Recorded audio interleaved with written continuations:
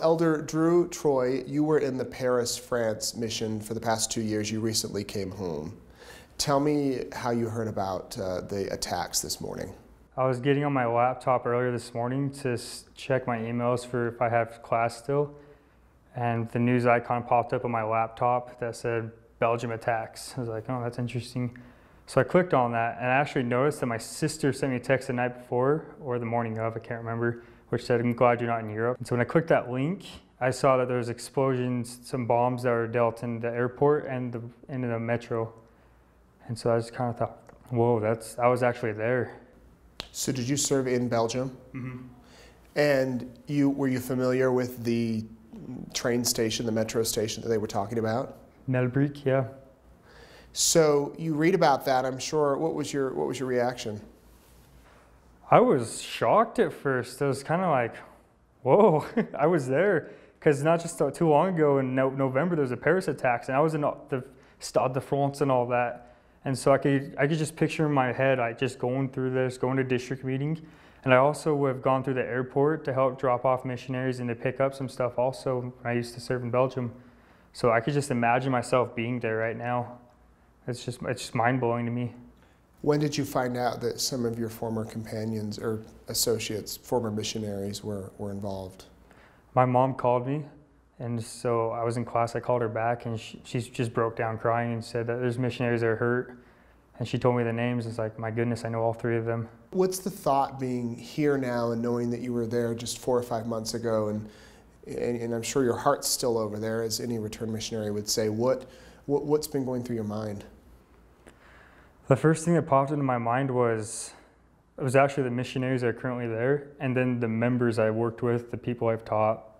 I just wanted to make sure they're all okay.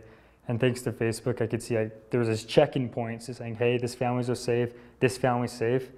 And then when I was actually there, there's 2 members that were going to work near the airport. So I knew they worked around the area. So I instantly thought, oh my goodness, are these guys okay? And they checked in. I messaged them, it's like, what's going on right now? Because they saw this stuff happen.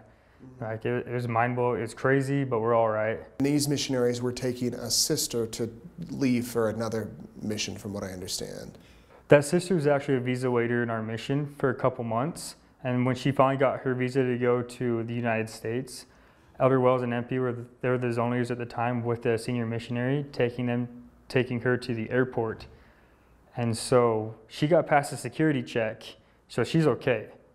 But the other 3, they were caught next to the explosion. Have you been able to hear anything from your former mission president or any of the missionaries over there? It's mainly been Facebook posts. I saw that someone was able to get a message from our mission president, President Baba, who said they're in the hospital right now. They're getting treated for the shrapnel that they've taken in, but they've been expected to make a full recovery.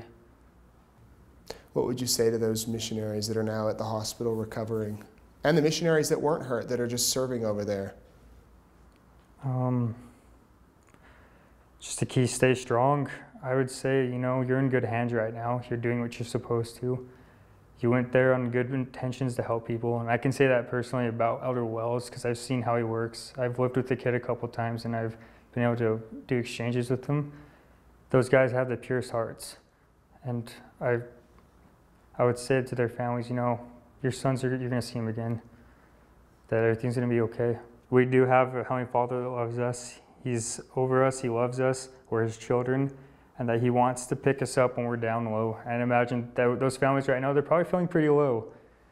Their faith's so strong, but it's when you're a child involved, I can understand how that could be, I don't know a good word to describe it, freaking out. Mm-hmm.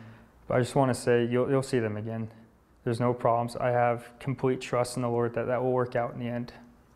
Well, I know there's a lot of people around the world praying for them, praying for everybody affected by this, and we appreciate you coming in and giving us a little bit of insight. We hope that they'll be all right and that you'll be able to see them here in the next few months whenever they come home.